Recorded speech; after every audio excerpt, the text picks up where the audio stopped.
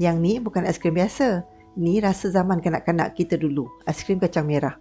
Caranya, 250 gram kacang merah dicuci hingga bersih dan direndam selama 4 ke 5 jam atau semalaman. Selepas itu, direbus dengan 1,5 liter air. Saya guna rice cooker, kacang cepat empuk. Nak lagi mudah, guna kacang merah dalam tin.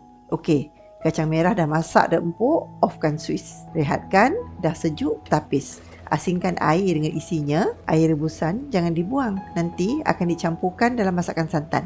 Dalam periuk berasingan, campurkan 500 ml santan, 2 sudu besar tepung jagung, dipancuh dengan sedikit air, 200 ml susu segar, 200 ml air rebusan kacang, 120 gram gula, setengah sudu kecil garam, 2 sudu besar susu pekat manis, 1 sudu kecil esen vanila. Kacau sampai semua bahan sebati. Selepas itu, barulah hidupkan api.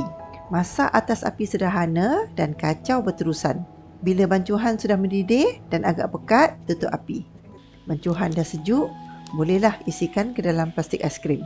Mula-mula isi kacang merah rebus, kemudian tuang bancuhan.